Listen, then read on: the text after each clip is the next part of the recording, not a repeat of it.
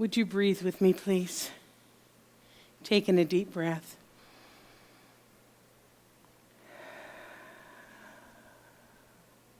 And again.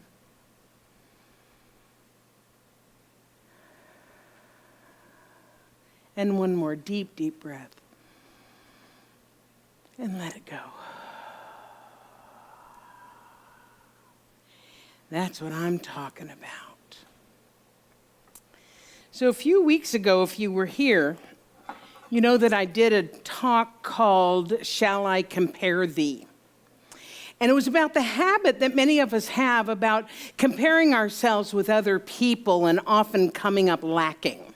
For instance, we see somebody who's prettier than us, or wealthier, or taller, or thinner, or more successful, or has a better relationship, or in my case, any relationship at all, a bigger house, a nicer car, better hair. And we judge ourselves as not being good enough, worthy enough, enough. And I call this a habit because that's actually what it is. Because oftentimes when we're not feeling good about ourselves, we have the habit, it's habitual thinking of looking around for the reason for it. And often we find that reason in someone else's success.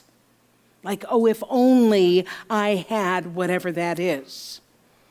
Now, I dare say it's human nature. Actually, it's animal nature, too. You know, my little dog, Annie. And I have two cats, George and Lucy, as well. And Annie loves to get treats. She's very food motivated. Everybody go like this. Anyway, she is. She's very food motivated. Anyway, every once in a while, I'll give Lucy the same treat that I give Annie. Lucy's 15 years old, tiny little bit of a cat now. And Annie will get that, and then she'll start looking over like this, you know? So that kind of comparing, like, did she get more than me, is in kids. It's kind of human nature, right? But it's not spiritual nature. And we are spiritual beings having a human experience. So because it's a habit, it is possible to rid ourselves of this detrimental habit of comparison by remembering who we are. And who we are is an individual expression of the divine mind. Who we are is unique and special and deserving and absolutely necessary to the divine tapestry of life. Who we are individually is necessary to the tapestry of life. And just because our thread in the tapestry looks different than anybody else's, it's not better, it's just different. It's unique. Are you getting this? And I shared in this talk this quote, which I just loved. You are you. Now, isn't that pleasant? Isn't it sweet? You are you. Now, isn't that pleasant? It comes from Dr. Seuss. So during that talk, we had a couple of tools that helped us to remember the truth, especially when we're tempted to compare ourselves. One of them is to recognize who we are and to capitalize on our uniqueness rather than trying to be somebody that we're not. In other words, celebrate your weirdness. Yeah? Woohoo! Celebrate your peculiarities. Yes, those things that make you special, celebrate those. Another tool is to realize that those people that we're comparing our lives to and coming up lacking, we have no idea what that other person is going through. We have no idea what's going on in their lives. So to be compassionate with everyone in our lives, including ourselves. Another tool we talked about was to experience gratitude. Seems so elementary, it seems so simple. And yet I want you to think about this. If we are consistently grateful for the myriad of wonderful things that we have available to us, then we wouldn't be comparing our lives with somebody else's and coming up lacking. Am I right? If we're living our lives in gratitude, we don't need to compare our lives with somebody else. We are being grateful for who we are and what we are. And finally, and this was kind of the point of that talk back then, was to, instead of being jealous or envious of somebody else's successes, to actually celebrate their successes. Yeah, because in doing so, what happens, this is metaphysical, folks. This isn't just motivational. This is metaphysical. This is spiritual, because when we are celebrating somebody else's successes, we're setting the law of attraction in motion, and that law of attraction is going to bring us back to us more things that we can feel successful about. Does that make sense? Yeah. So that week, we ended the talk with a really sweet visualization about celebrating uniqueness and successes and that type of thing. The energy in the room was palpable. In fact, I liked this talk so much that I'm giving it at the conference next week in Park City, or next month in Park City, because it was just one of those ones that stuck with me. But you may be wondering why I just recounted my whole talk, right? I'm about to explain that, okay? And you have people in the back of the room that you can give credit to for this. And so I gave this talk, and it was sweet. It was lovely. Really one of my favorite talks in a while. And a few days after giving it, I got an email from Les and Patricia Morgan, two of our long-term members that I love and respect. And they said how much they appreciated the talk on comparison, that it really spoke to them. But that there was another aspect of comparison that would also make for a good talk. And that is the area of comparing consciousness. Let me tell you what I mean by this. Something that happens in our teaching. Somebody takes a class, or they start coming here for a little bit, and they start to get a little bit of a clue about how the universe works. And how the universe works is through us and as us, right? So they get a little bit of a clue about that. And because they get this little bit of clue, then they begin to see themselves in a different light. The light of being one with everybody. And then they begin to understand at some level that they're co-creating with the universe. And then they have this idea, they get a couple of manifestations, right? Because they've had a change in thinking. Anytime you have a change in thinking, they have a change experience. That's why we're called a new thought teaching. When we have a new thought, we have a new experience. So people learn this, right? But what happens sometimes is because they're not yet steeped in the teaching, they become what I call the consciousness police. You can tell the consciousness police by phrases like, what did you do to create that in your life? Oh, you have a cold. What thinking have you been entertaining? And just the one. What's in your consciousness? Yes? You know what I'm talking about, right? And what they're really saying, even though they're not saying it out loud, is, I know more than you. My consciousness is higher, my deeper, stronger, more evolved. I'm a better metaphysician than you. In other words, comparing consciousness. Are you with me so far? And because what they're saying and thinking is technically true, because we do create our life experiences with our thinking, it may appear as if they are being spiritually confident. However, if anybody ever uses spirituality to blame, to compare, or to bully, it isn't spiritual confidence. It is spiritual arrogance. Because if we are really embracing our teaching and we are really understanding it, then there is no need to feel superior or holier than thou. So let me give you an example. Those of you who are thinking, well, she's not talking about me.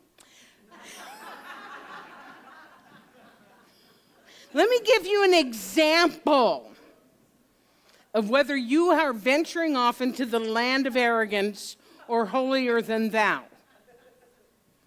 Raise your hand. Yeah.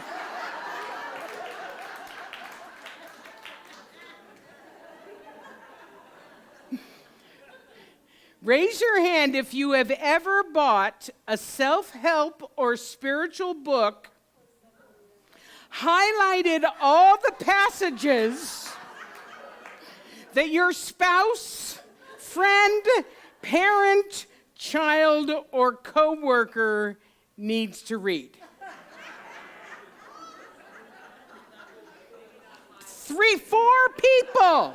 Maybe not highlights, she says. Okay, yeah.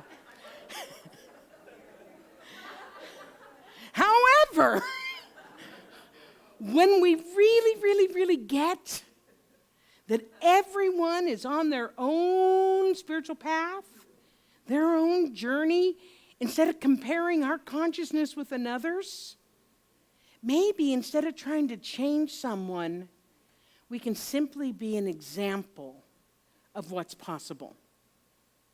In other words, as they say in the 12-step programs, keep our own side of the street clean and stop looking at what other people are doing or what they're not doing. Yeah? Our founder, Ernest Holmes, said this: "Take your place then in the universe in which you live, having neither fear nor arrogance, but in the simplicity of faith, come to believe that you are one with the creative genius back of this vast array of ceaseless motion, this original flow of life. Take your place in the universe with neither fear nor arrogance." Can you understand what the difference is? Spiritual confidence is knowing this and using it to improve your life and the lives of others. Spiritual arrogance is thinking you know this and using it to feel better, holier than other people, which proves you don't know it at all. And interestingly, many of the people who have this attitude don't have the life experience to warrant arrogance. Have you ever noticed that? In other words, they've studied it, but they haven't put it into practice yet. Oftentimes, their lives are kind of a mess, and yet they're busy looking at what other people are doing rather than cleaning up their own side of the street.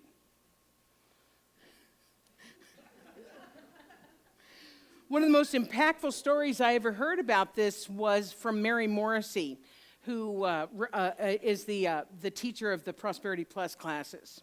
And Mary, would you like to share? Oh, okay. So Mary was talking to a colleague about this. She was talking about metaphysics and law of attraction and how her life was going. And the colleague was kind of telling her, well, what about this and what about this? And to that, Mary responded every time, I know that. Yeah, I know that. And at this point, Mary's life is kind of a mess, right? And then the person finally said to her, Mary, you say you know all this, but by your own admission, your life isn't working. So do you know it? Or do you know about it? In other words, do you really know the principles? Or do you know about the principles? Because if you know them, if you're living them, you're using it to the best of your ability to live the life that you came here to live. But if you just know about them, then it's just theory. You haven't embodied it yet, haven't sunk in. I find that spiritually arrogant people know about the stuff, but they're not living it. I found this from Rabbi Kelso Kukierkorn. Arrogance is knowledge minus wisdom. Yeah? So for instance, I had a colleague once. They're nowhere near here. And none of you know this person. I'm just clarifying. This colleague was one of the most brilliant speakers I had ever heard in my life. She was mesmerizing. And she had a way of holding the audience in the palm of her hand and on the edge of their seats. She was amazing. People clamored to hear her speak. And yet, off stage, she was what I would call a spiritual bully. She was the queen of what's in your consciousness and what did you do to bring this into your life. And the ironic thing was her life was an absolute mess. She was in a constant fight with her board and her congregation. I never fight with my board, do I, Graham? Really, I don't. We have a great board. Anyway, but she was this woman, she felt victimized by, I don't know why, I don't understand why they're doing it to me. Like the ultimate victim. She left a wake of destruction everywhere she went. So she clearly knew about the teaching because she could explain it brilliantly in a talk. But she didn't know it. She hadn't embodied it. She wasn't living it. And that is the crux of this conversation. Because unless we live this teaching to the best of our ability, then we aren't in a position to be the consciousness police for anybody else. Now, I was a little concerned about today's talk, I have to tell you, because it's a little bit in your face. Especially for new people, they're like, oh, man. But don't worry, I got some good stuff coming up. I got some stuff that's going to make you feel good, but not yet. Because I have one more aspect of Holier Than Thou that I need to cover here. Because sometimes people who are not spiritually mature think that they are the ones who have the power. They think it's their consciousness, their powerful words, their strong prayer work that is bringing the change about. And that's kind of sort of true. We speak our word. We expand our consciousness. We do our prayer work, absolutely. But we do so in order to provide a channel through which the creative power of the universe can do its work. As Jesus said, it is not I, but the Father within who doeth the works. So without question, we are absolutely co-creators with the divine. We are absolutely powerful manifestors in partnership with the universe. But we are not the creative energy that actually does the work. We are the vehicle through which it works. Yes? Are you with me? Okay. Might seem like a subtle difference, but truly is the difference between spiritual confidence and spiritual arrogance. For instance, I had a man in my community in California that I used to serve who was studying to be a practitioner. And he took all the classes, and he really seemed like he was getting ready to embrace the teaching, right? Except he honestly believed that the power was him. He was a big, imposing man. I got to tell this. He was like 6'8" or 9", and he probably weighed 350 pounds. I mean, he was a huge man, and he drove a smart car. Seeing him kind of clambering out. Okay, that's a different story for another time. Anyway, so he was a big, imposing man, right? And he had this deep and this rich, articulate voice. So when he spoke, people listened. But then he would say to me, I did the most amazing treatment just now. I just know it's going to work because I was brilliant.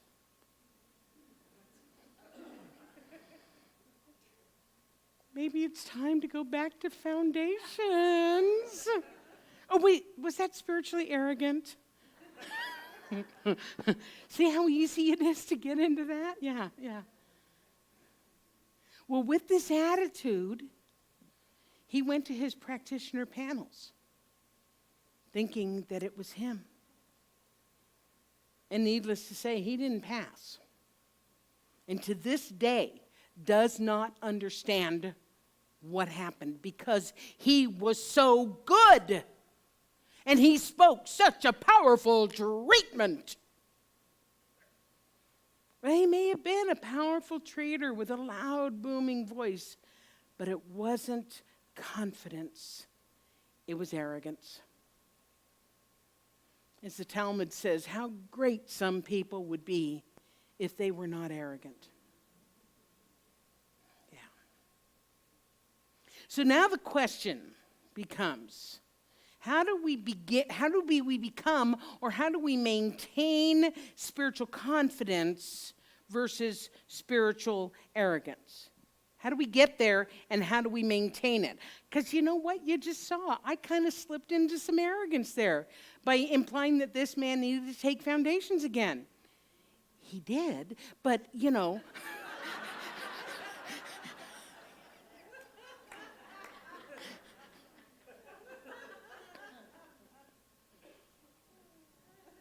some of you might think about taking foundations again. Just saying. I need to take foundations again. Okay, now we're there. Okay. So how do you do this? The first thing is to recognize the difference, right? And if we have a tendency toward arrogance, that holier than thou, that consciousness police, do the work necessary so that we are walking through life with a more heart-centered, non-judging way of looking at the world. Because the key is to know and to remember that everybody, including ourselves, but everybody is part of this greater, grander energy. And that greater, grander energy's impulsion is love. Ernest Holmes says, life is not only where you are, it is what you are. It is in as well as around us, and its whole impulsion is love. The universe does rest on the shoulders of love. Love is the real lodestone of life. Take a breath. Because as we know that when we interact with the world from an open-hearted, loving nature, from a place of non-judgment, things flow more easily. We feel more connected. We feel more peaceful. We feel like we belong. And so it's from this place of open-hearted love that there's no need to compare. There's no need to find ourselves lacking. There's also no need to compare and find ourselves superior. Because from a place of open-hearted love, we see that everyone is in their right and perfect place, doing what is theirs to do on their own path, evolving in their own time. If we're doing comparison, good or not as good, we're not seeing that everybody is evolving at their own rate in their own time. And we're either saying, wait, slow down, stop being so good, or else we're saying, why aren't you catching up with me? To recognize that everyone is right where they need to be, and to accept that if it's true for others, it's also true for us. That we are right here in our right and perfect place, doing what is ours to do, on our own path, evolving at our own rate. So to simply stay in spiritual confidence and out of spiritual arrogance is to simply love. Simply love.